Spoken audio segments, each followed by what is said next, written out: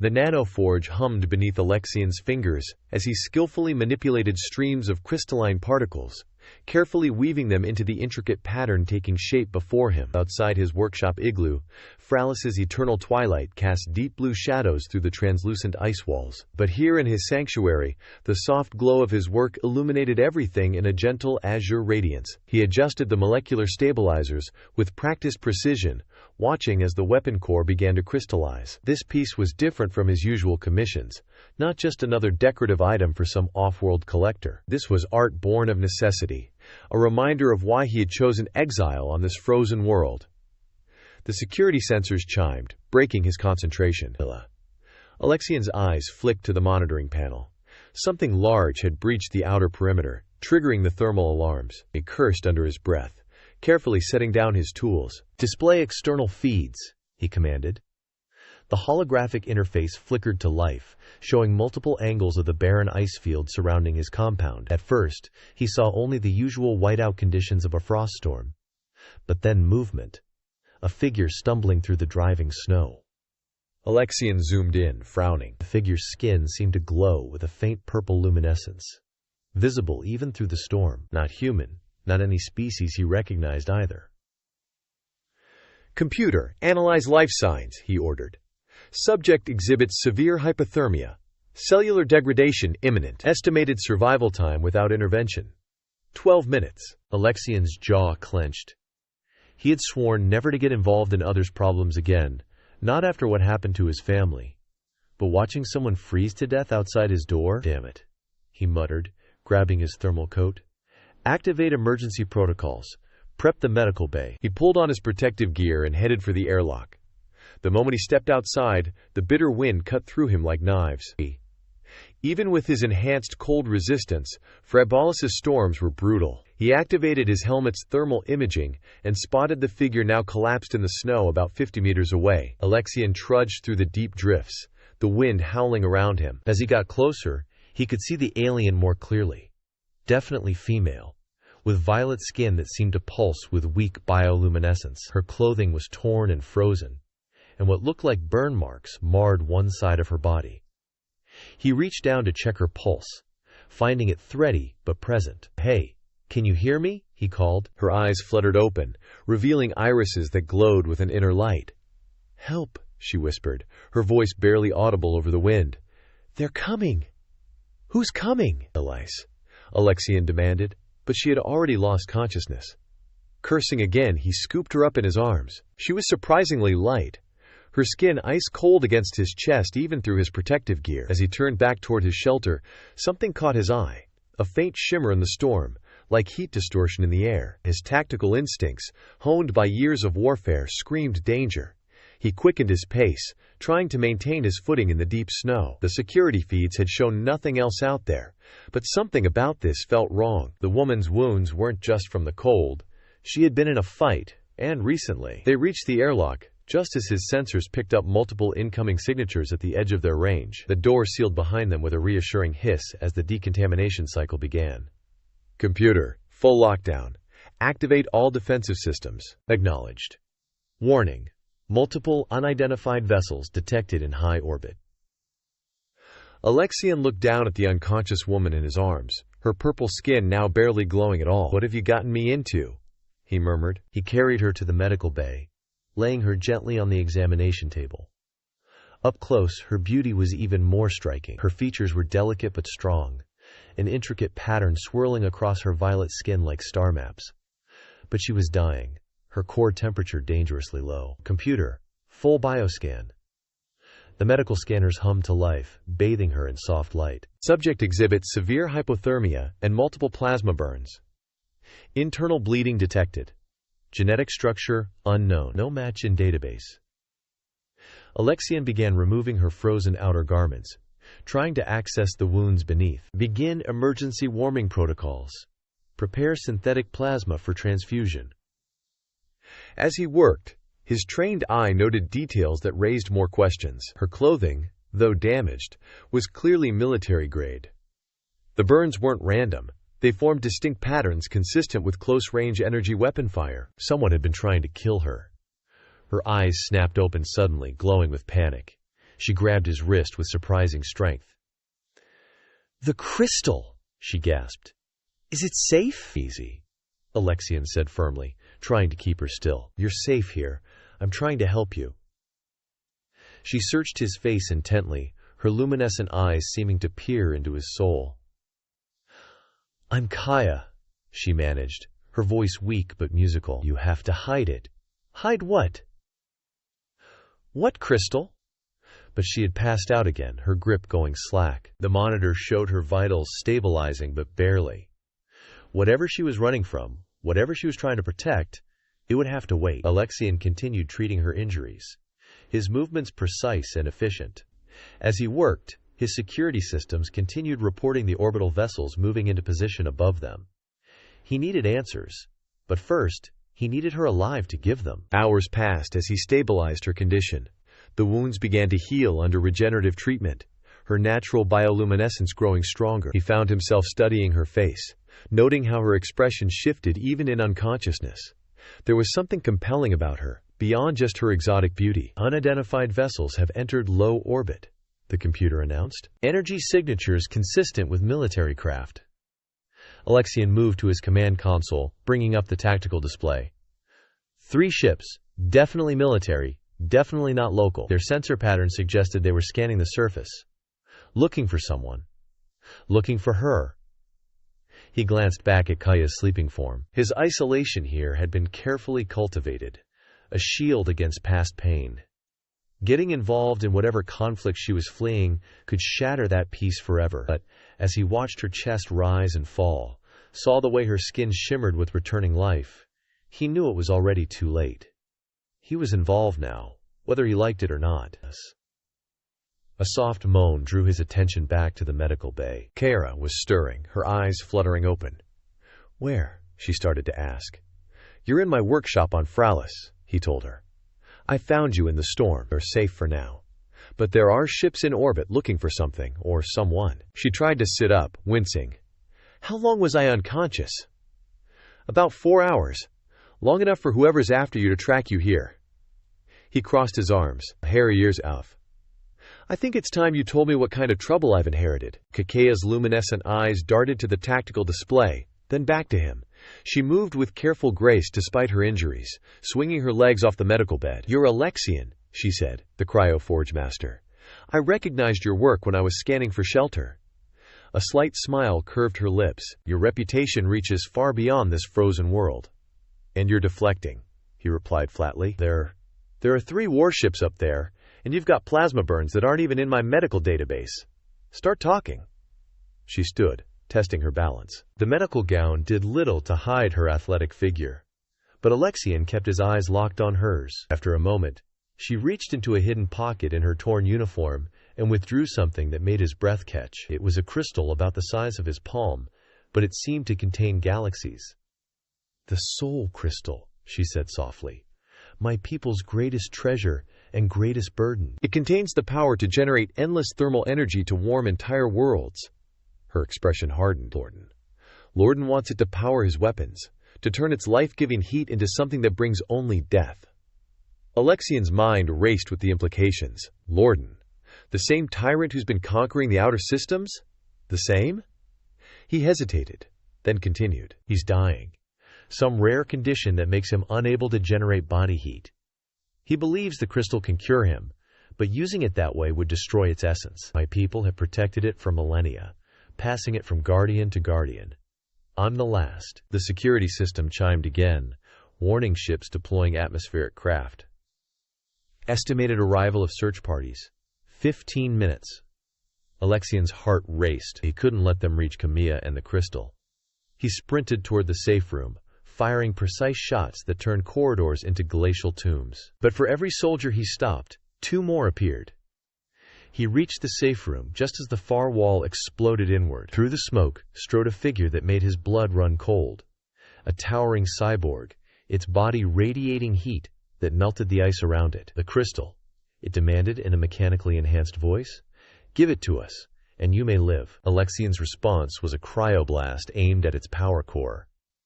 The cyborg moved with impossible speed, deflecting the shot. Its return fire caught Alexian in the shoulder, searing through his armor.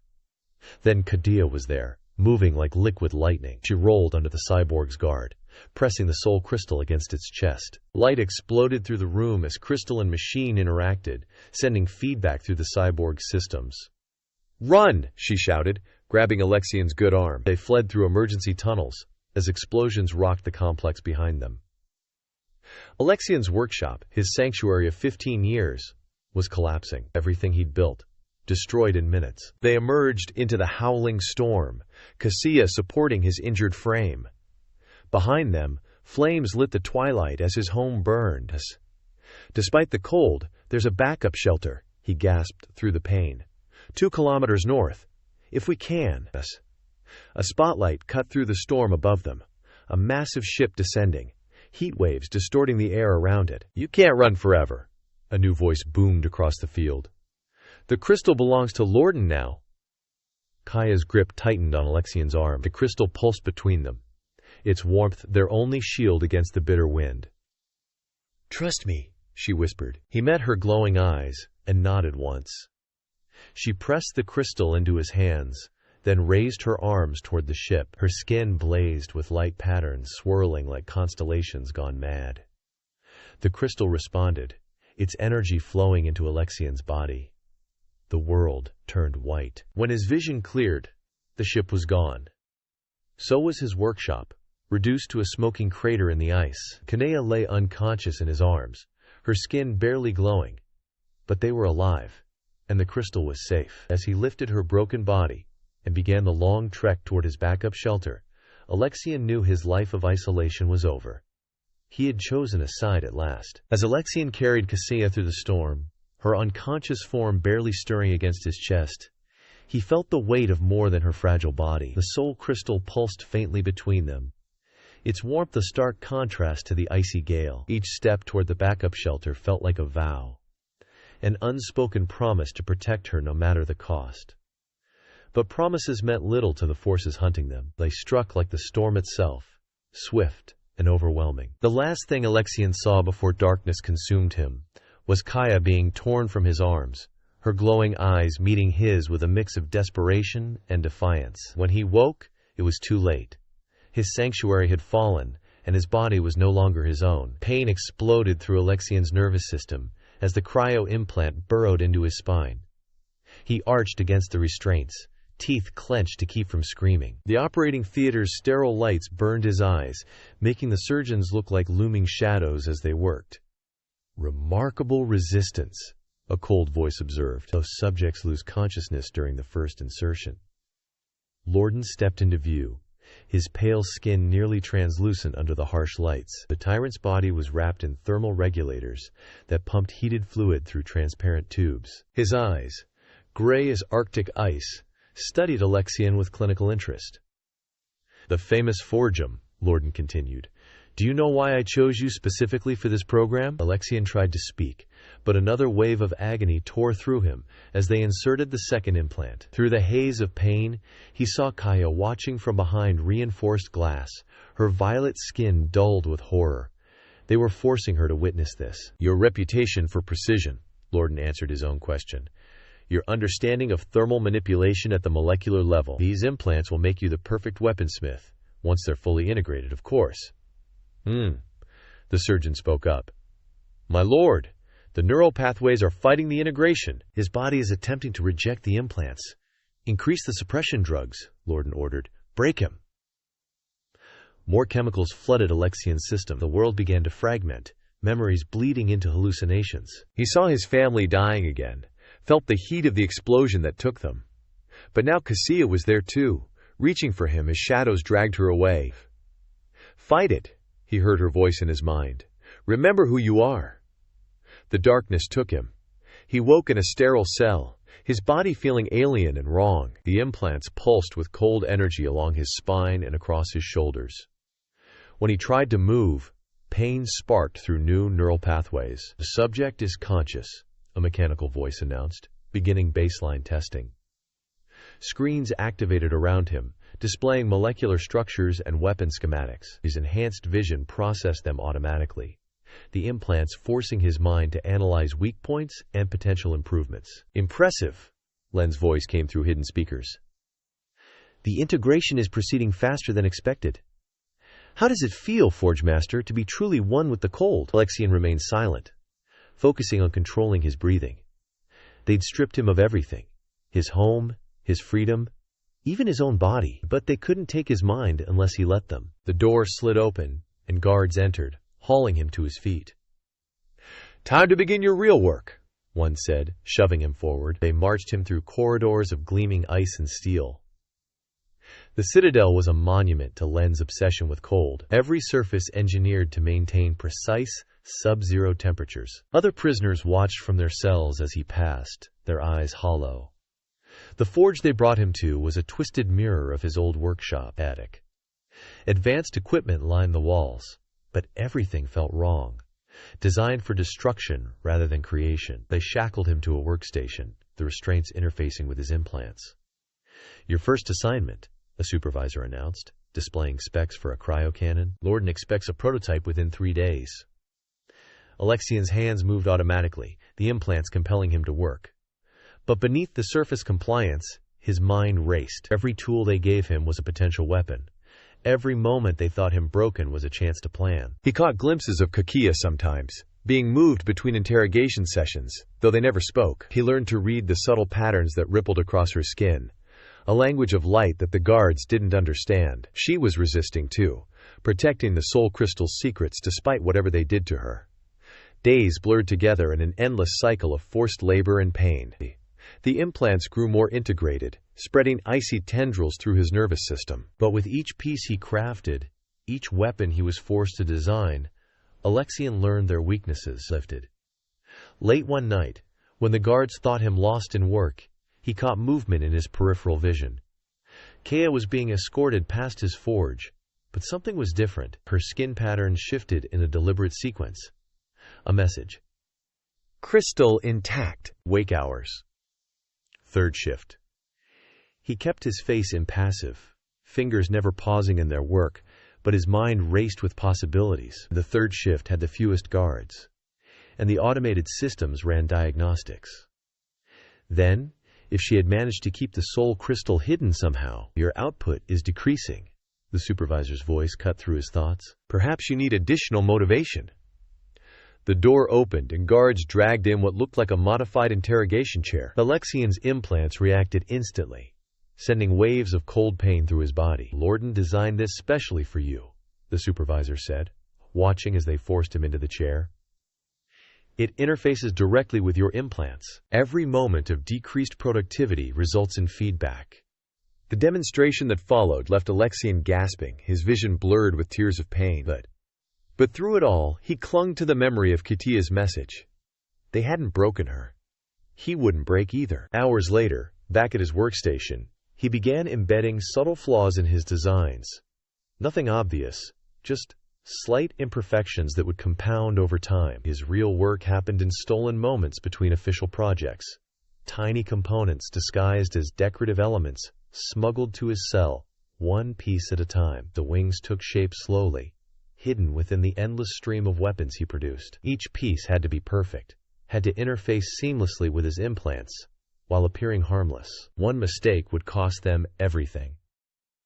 One evening, as he worked on what appeared to be an ornamental bracer, Cassia was brought in for what the guards called a motivation session. They forced her to stand where he could see her, then activated devices that disrupted her natural bioluminescence. "Tell us how to access the crystal's core," the interrogator demanded. Kaya's skin flickered in agony, but her eyes met Alexian's. In that moment of connection, her patterns shifted subtly. "Together," she gasped out. "Soon, the crystal requires a living conduit. It can't be artificially accessed," the interrogator signaled, and the disruption increased. But Alexian had caught her meaning. The soul crystal's power could flow through biological pathways like the ones his implants had created throughout his body. He worked faster after that, purpose driving him through the pain. The wings took final shape, a masterpiece of bioengineering disguised as a status symbol, each component carefully crafted to channel both cryo-energy and the crystal's heat. Late one night, as he lay in his cell fighting the implant's cold burn, he heard her voice in his mind, more clearly than ever before. "Are you ready?" she whispered. Through their growing connection, he touched the hidden components of his creation, feeling the potential humming within them. Tomorrow, he thought back. Third shift. In his dreams that night, he saw himself flying through storms of ice and fire, Kania's light guiding him home. But home wasn't a place anymore. It was the warmth of her presence in his mind, a defiance of the cold that had claimed so much of him. The next day would end in freedom or death. Either way, the Forge Master would remind Lorden why the greatest weapons were forged, not through force, but through necessity. Dawn brought the usual agony as Alexian's implants reactivated. But today, the pain felt different, purposeful. Each freezing pulse through his nervous system was one step closer to their goal. He worked methodically, completing his assigned projects with mechanical precision. The guards had grown used to his apparent submission, barely watching as he added decorative touches to each piece. None of them noticed how the patterns matched the shifting lights of Kamaya's skin. "Lorden requires your presence," the supervisor announced mid-afternoon. "He wishes to inspect your progress personally." Alexian's heart raced, but his implants kept his exterior calm. This wasn't part of the plan. As guards escorted him to Lorden's private chambers, he frantically tried to signal Kanea through their connection. The tyrant's quarters were a stark contrast to the industrial sections of the Citadel. Rare artifacts lined the walls, each displaying mastery over cold in different forms. Lorden himself sat in a modified life support chair, thermal regulators working overtime to keep his failing body warm. "My finest craftsman," Lorden said, his voice weaker than Alexian remembered. "Show me what you've created." Alexian presented his latest weapons, explaining their functions with technical precision. All the while, his real creations burned in his awareness, hidden components waiting to be assembled. "Extraordinary," Lorden wheezed. "The implants have served their purpose well. But tell me, have you noticed anything unusual about their integration? Any unexpected connections?" The question sent ice through Alexian's veins that had nothing to do with his implants. Did Lorden suspect their plan? Know about his growing link with Kamea? "Only standard neural adaptation, my lord," he replied carefully. "The cold has become part of me." Lorden's gray eyes studied him intently. "Indeed, you know the implants weren't designed solely for weapons crafting. They're prototypes for something far more ambitious." He gestured to his own failing body. "A complete integration of human consciousness with cold itself. Perfect adaptation to any environment." "You want to transform yourself," Alexian realized. "Use the soul crystal's power to fuel a complete conversion, not just myself. Imagine an army of perfectly adapted soldiers, immune to temperature extremes, capable of surviving anywhere." Len's eyes gleamed with fevered intensity. "Your implants are proof it's possible. All I need is the crystal's power source." The magnitude of Len's plans staggered him. This wasn't just about weapons or conquest. It was about reshaping humanity itself. "Of course," Lorden continued, "accessing the crystal's power requires certain sacrifices. Your alien friend has been most unhelpful in this regard. Perhaps seeing what the implants have done to you will encourage her cooperation." Alexian maintained his passive expression, but inside determination crystallized. They had to move tonight, whatever the cost. Len's vision of a frozen future had to be stopped. "Return to your work," Lorden dismissed him. "Soon, you'll witness the dawn of a new age." Quote, dot. Back in his forge, Alexian's fingers flew over his projects with renewed urgency. Each component had to be perfect. Their lives, and perhaps the future of humanity, depended on it. Through their connection, he felt Kaya's presence stronger than ever. Tonight, her patterns whispered, "No matter what, the wings are ready." Freedom waited in the cold dark above. The third shift began like any other. Guards changed, systems cycled into diagnostic mode, and Alexian worked steadily at his station. But tonight, each movement was precisely calculated. The components he'd hidden throughout the Citadel hummed in his awareness, connected through the very implants meant to enslave him. A maintenance alert flashed on his console, the signal he'd been waiting for. Somewhere in the detention block, Kakia would be making her move, requesting technical support in Cell Block S, the system announced. "Power fluctuations detected." The supervisor frowned at his screens. "Continue your work. Security will handle it." Alexian's fingers moved across his console, executing commands disguised as routine maintenance. Throughout the Citadel, tiny sabotages activated. Temperature regulators began to fail. Security systems reported phantom breaches. The first explosion rocked the Foundation. 3 minutes later, alarms screamed as chaos erupted. Guards rushed to contain multiple system failures, leaving only 2 to watch Alexian. He felt Kakaya's presence grow stronger. "Lock down the forge," the supervisor ordered. "The prisoner doesn't move." But Alexian was already moving, the implants that were supposed to control him now amplifying his movements, channeling cold energy in ways their creators never intended. The first guard went down before he could raise his weapon, flash frozen by a touch. The second guard managed to fire, but Alexian's enhanced reflexes let him dodge the shot, then hit his workstation instead, destroying weeks of forced labor.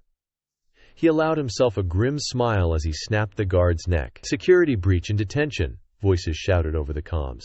"The alien prisoner has the message cut off in static. Alexian grabbed his hidden components, pieces clicking together with satisfying precision. The wings unfurled from what had appeared to be decorative armor, crystalline matrices humming with potential. The supervisor reached for his emergency beacon, but ice had already crept up his legs, freezing him in place. "Impossible," he gasped. "The implants can't be used this way." "You never understood," Alexian told him. "Cold isn't just about freezing, it's about change, transformation." He leaned close. "Your greatest mistake was teaching me to forge with it." The door burst inward. Kanea stood there, her skin blazing with power, guards frozen at her feet. The soul crystal pulsed in her hands. "You're late," Alexian said, drinking in the sight of her. Her answering smile was fierce. Had to make a few stops. "Ready to fly?" Len's voice boomed through the Citadel speakers. "Kill them both! The crystal must not!" Another explosion cut him off, this one closer, more violent. The ceiling groaned ominously. "Time to go," Kea said. She pressed the crystal into Alexian's chest, right above his heart. Power surged through his implants, ice and heat dancing together in impossible harmony. The wings responded, spreading wide. Not metal, not ice, but something in between. His masterwork, born of captivity and forged in defiance. They ran for the nearest viewport, guards in pursuit. Haria's hand found his as they crashed through the reinforced glass together. For one heart-stopping moment, they fell through Fralis's eternal twilight. Then the wings caught the frigid air, and they soared into the storm-dark sky behind them. Lordan's citadel burned with cold fire. The crystal-powered wings cut through Fralis's howling winds as Alexian and Kaya soared away from the burning citadel. Behind them, explosions continued to rock Len's fortress, each blast sending shock waves through the frozen air. "We've got company," Kachea shouted over the wind. "Combat drones closing fast." Alexian banked hard, the wings responding to his thoughts through the implants. Energy coursed through his modified nervous system, cold and heat dancing in perfect balance.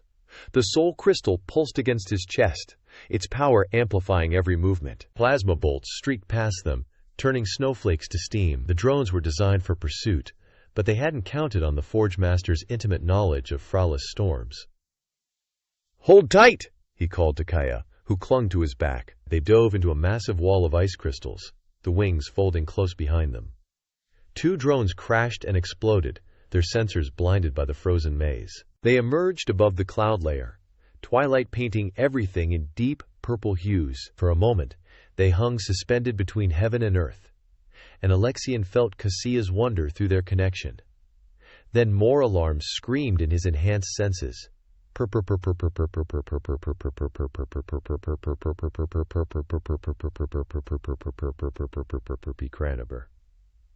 Then more alarms knocked the wind in his enhanced senses. Capital ship incoming.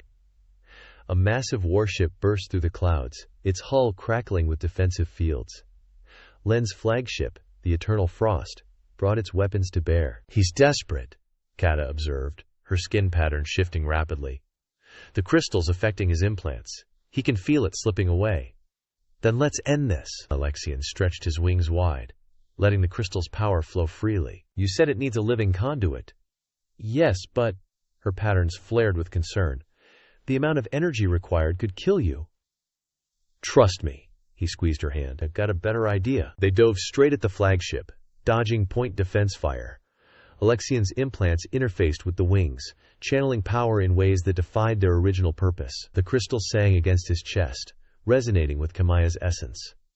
"Now!" he shouted. As they reached the ship's hull, Kanea pressed her hands against Alexian's implants, her bioluminescence synchronizing with the crystal's pulse. Power exploded through them both, neither hot nor cold, but something transcendent.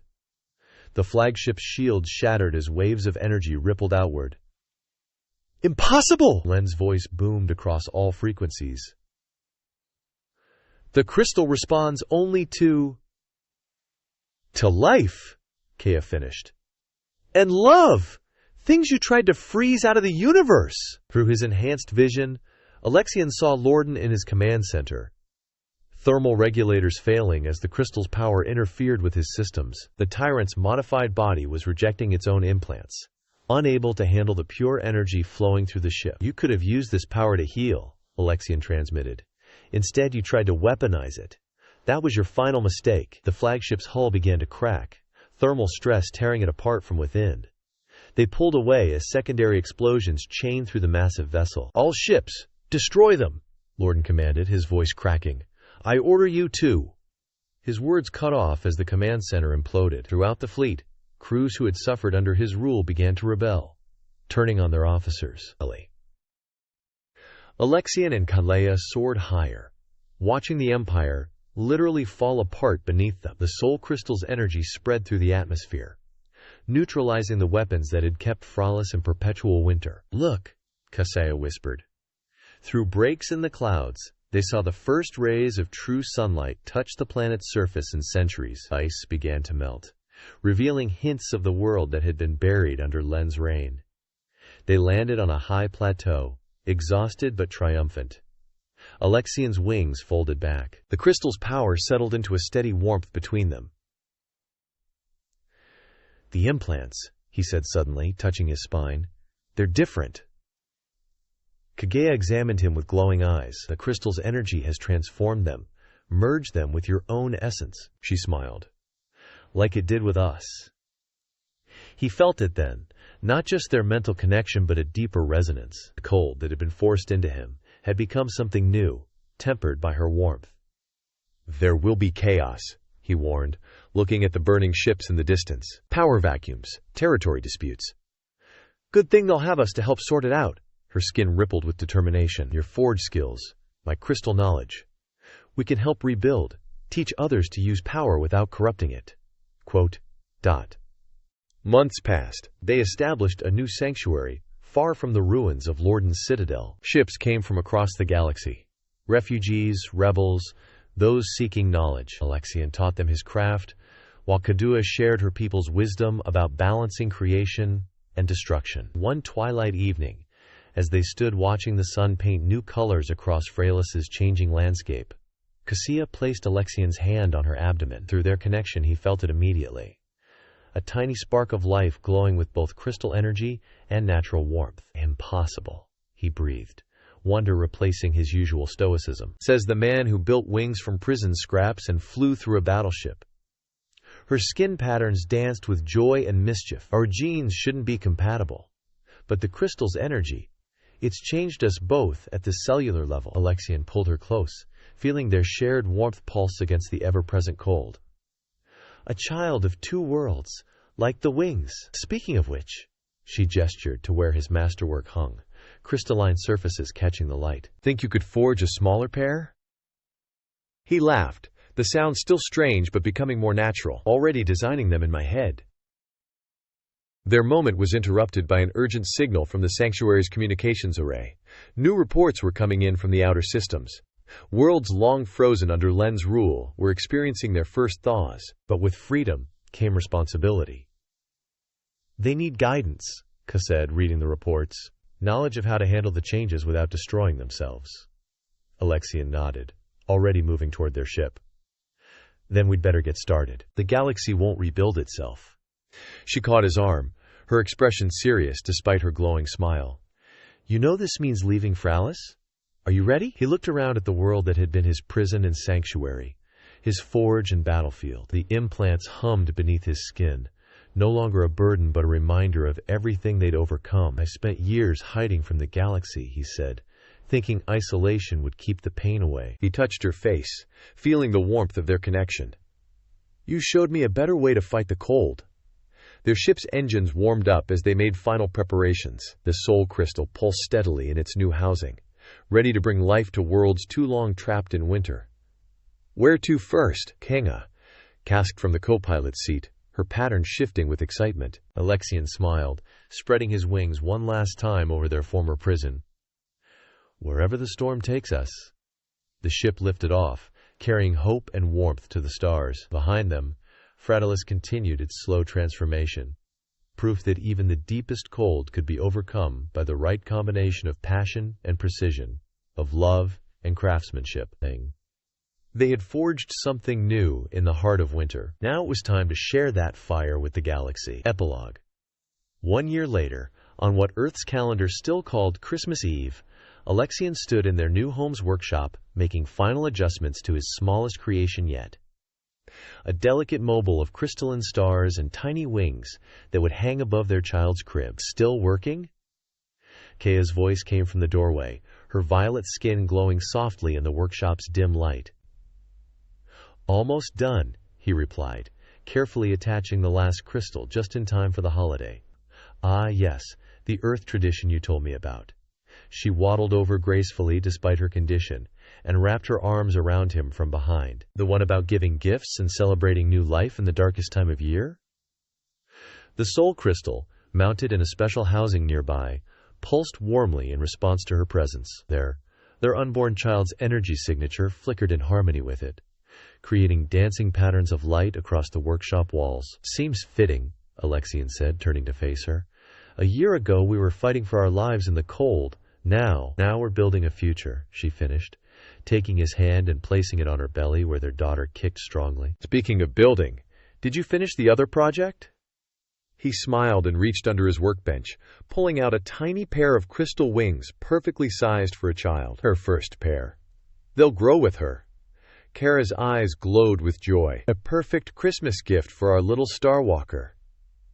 Outside their home, snow fell gently on the reformed landscape of their corner of Fralis, but this was natural snow, part of a healthy seasonal cycle, not the eternal winter of Lem's reign. Through the window they could see the lights of other homes, a community of artists, scientists, and freedom fighters who had made this place their home. Happy Christmas, Alexian whispered, holding his family close.